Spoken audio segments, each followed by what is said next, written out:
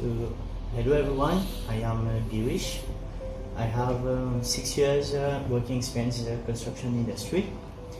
So I chose to attend this PMP course because I think that project management is what we do every day without knowing that somehow we are applying the principles of it. So by enrolling in the course, I got to learn about various principles and what the PMP exam is all about.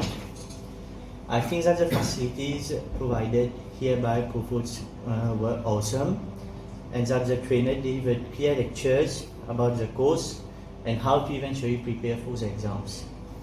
So to end, I am very much eager and excited to go for the certification and give a boost to my career eventually. Thank you.